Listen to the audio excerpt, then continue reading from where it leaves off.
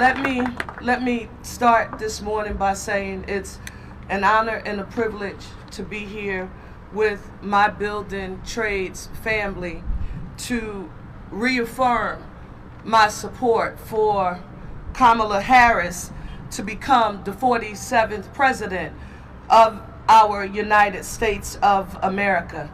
But I think I really need to start by affirming to you, Philadelphia and southeastern Pennsylvania, that my support is not conditional on her simply living a life at the intersection of race and gender, as an Asian American woman, as a black woman. It is because she has succeeded in every aspect of her career in making sure that she keeps people first, in spite of the fact that she's lived a life at the intersection of race and gender. You don't get the opportunity, and I'm so happy that you, Mark, affirmed that we keep receipts. Receipts are extremely important because sometimes campaigns are about emotion, in the moment, feel-good moments. But at this critical juncture in our nation's history, this is not a time to gamble on someone simply because of what they say in a rousing speech that they can give. We need to not only listen to what people say, we need to watch what they do. We don't simply listen to what people say, we need to watch what they do. As the 100th mayor of the city of Philadelphia, I have only been here for a little over 7 months. I took a stroll through my time and engagement with Kamala Harris. Philadelphia and southeastern Pennsylvania, I want you to know that her first campaign visit when she became the vice presidential nominee, her first campaign location in our region wasn't in a swanky hotel. It wasn't in a swanky community. She came to a neighborhood in the city of Philadelphia to come firsthand where people are struggling every day, who need to make government work for them in a very tangible way. I'm here on this morning to stand with my building trades family, to say to Philadelphia and to southeastern Pennsylvania that this is a serious matter. For those of you who know the challenges that we are facing when it comes to an aging infrastructure, when it comes to public safety, when it comes to the need to clean and green our city, I'm your mayor, and I'm telling you that I can't do it without a partner in the White House who understands that Philadelphia needs their intergovernmental support and cooperation in order to make things happen. So this is not merely an emotional moment or a time for feel-good speeches. This is about being able to quantify the over almost $500 million that the Biden-Harris administration has delivered for the city of Philadelphia. $638 million to be exact. Let me hear you all say $638 million. Finally, I want to say that she's prepared to meet this moment because of her intellectual prowess, her experience, and her strength. She is not just being given an opportunity just because. She's been like a male woman for the city of Philadelphia and our region. She's delivered time and time again. And the only way we can ensure that she gets the opportunity to be in that White House as our 47th president is if we do what we need to do. That is out-organized. That is to outwork. How do I know? And why is being with the building trade so important on the day? I know what it's like to be down. I know what it's like to be counted out. I know what it's like when people say that that is not where you belong. And there are a whole lot of people in our nation right now who are counting on us and others to say Kamala Harris doesn't deserve and shouldn't be the 47th president of the United States. But Wayne Miller, you were right. I know what happens when the building trades say that we're going to be intentional about making an investment. She's a boss. She's going to continue delivering for Philadelphia and southeastern Pennsylvania. But what I know as mayor is that you can't do anything alone. She needs a partner. And I can't think of a better partner to be her vice president than our Governor Josh Shapiro. Now, it is true for the record that the selection of a vice president is a deeply personal privilege of our presidential nominee.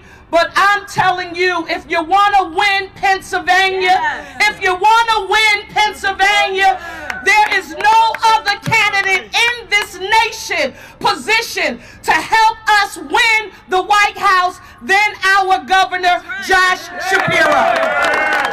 Philadelphia, everybody here, put your ones in the air. Somebody's watching somewhere saying, how are they going to do it? Is Philly alone? Is Buckchester or Delaware County alone? On today, let's let them know that we are one Philly, one Philly, one county, and one region united, and ultimately a nation united. Pennsylvania, Philadelphia, and southeastern Pennsylvania will deliver Kamala Harris as the 47th President of the United States of America. And if they take our advice, Josh Shapiro will be our Vice President. Thank you.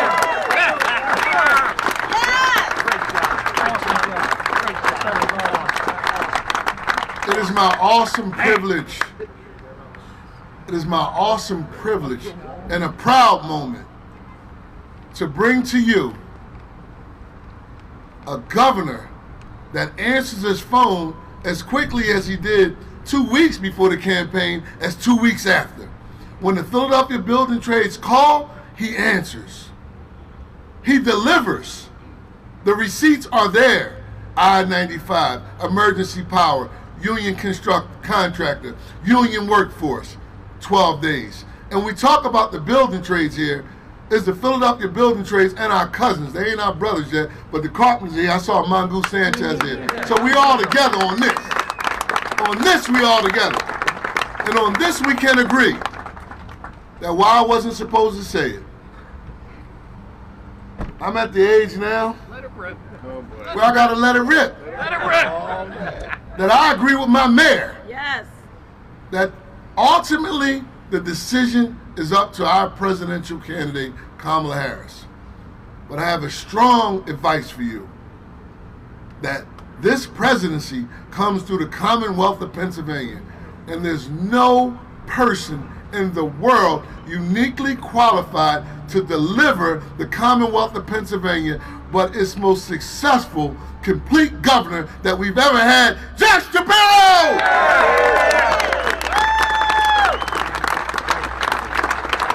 What's up, Philly?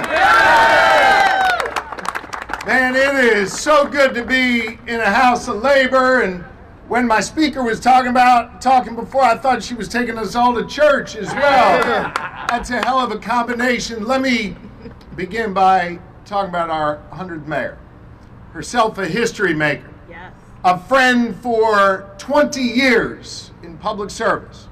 Someone who is indeed walking the walk, making our city safer, making sure our city is cleaner. But most important, making sure every single person in this city feels heard, feels respected, feels looked after. Madam Mayor, I'm grateful for your leadership, and I'm even more grateful for your friendship. Thank you. It feels real good to be with Ryan Boyer and all these great leaders in organized labor.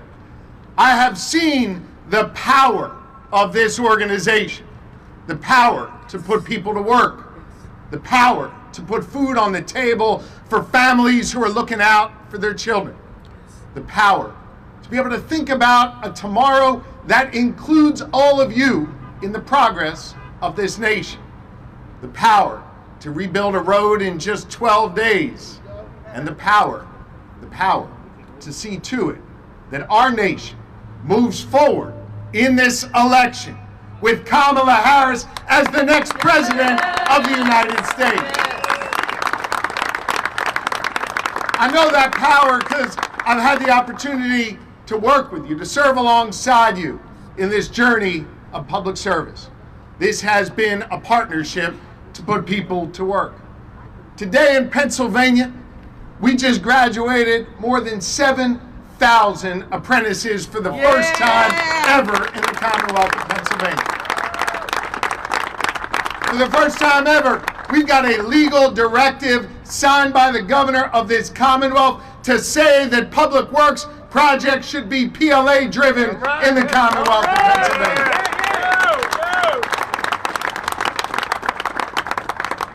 We have seen in the Commonwealth of Pennsylvania that when our union brothers and sisters do well, our economy grows, our families get stronger, and our Commonwealth becomes more prosperous. We've stood together as we have made progress. We've also stood together when we've tried to root out evil amongst us. It was all of you who stood with me when we took on one of the most powerful, one of the most skilled, one of the most wealthy contractors in the Commonwealth of Pennsylvania, and brought the largest Davis-Bacon prevailing wage theft case in the history of the United States, and we held them criminally accountable here in the Commonwealth. We showed through that if you screw over a Pennsylvania worker, you're going to be held to account. We also showed through that work that we value the Pennsylvanians who may not sit in a boardroom, but go do that hard, backbreaking work on our roads in the heat of summer and in the cold of winter. We showed what we value. We showed that every single day, what you preach in your union halls is what we live in the halls of government.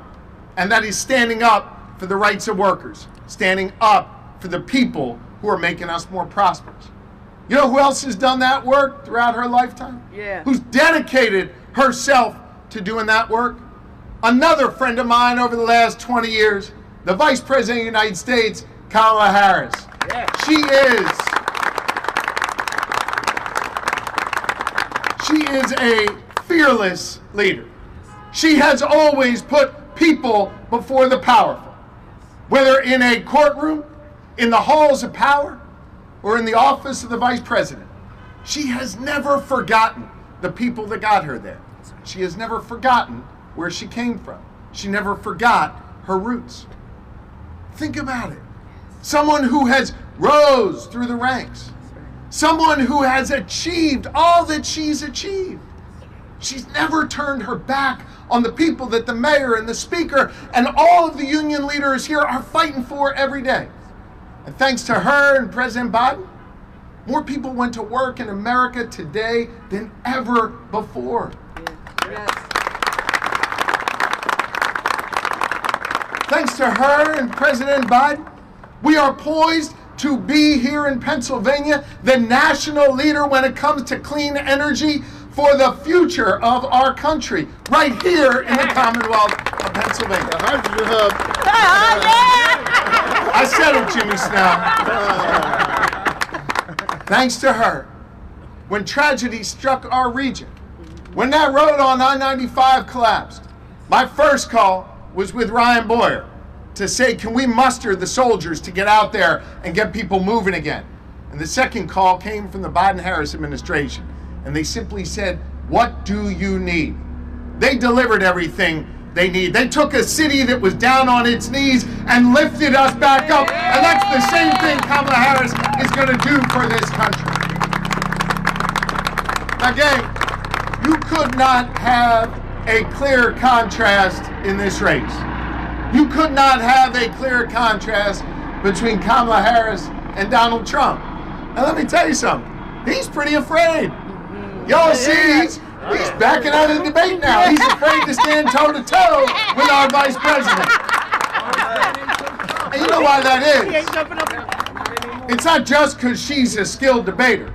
It's not just because she's got the right positions on the issues that matter most to the good people of Pennsylvania and this country. It's because he can't run away from his record any longer. Yeah. Think about it. 4 years as president. Guy stacks the NLRB with a bunch of corporate folks who have tried to rip away your rights every step of the way. We can't go back to that, and he can't defend that. Think about this. This guy went to the Supreme Court of the United States, a place where me and my office have been to stand up for people's fundamental rights and freedom.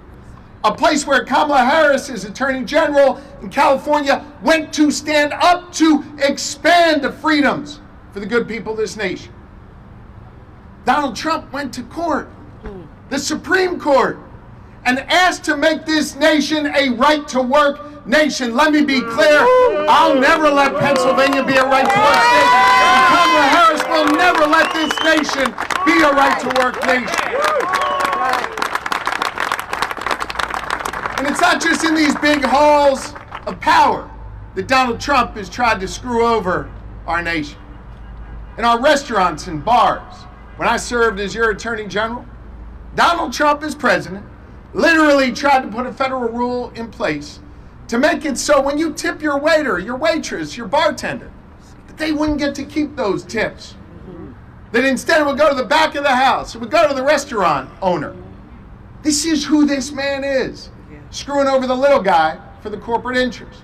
The good news is we went to court, we beat him, and our waiters and our waitresses, our bartenders, they were protected. You see,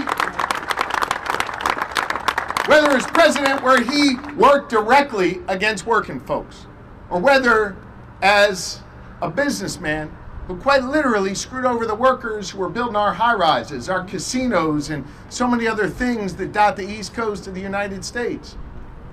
He has shown us who he is, right? When folks tell you who they are, Madam Mayor, Believe him the first believe time. him the first time. Believe him the first time. We don't need to give him the keys to the White House so that he can continue to rip away our freedoms, so he can continue to attack this great nation. I don't know about you, but I'm getting a little sick and tired of this guy going on TV every day, shit-talking America. Yeah. Think about this for a minute. We are producing more energy in America than ever before, giving us more freedom, more prosperity than ever before. Our economy is growing faster than any other economy in the world, and we are outcompeting China for the first time in generations, giving us more freedom and more opportunity. And thanks to union brothers and sisters like you and many more across this country, this morning in America, when folks woke up, more people went to a job than ever before, thanks to the Biden-Harris administration. And so I got a message to Donald Trump.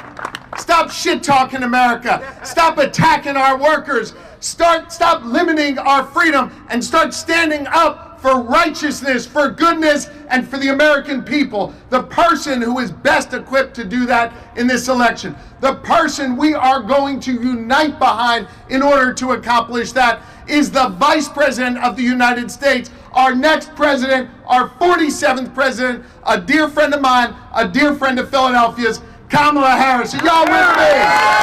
Let's get this done, Philly. Thank you all very, very much. Thank you.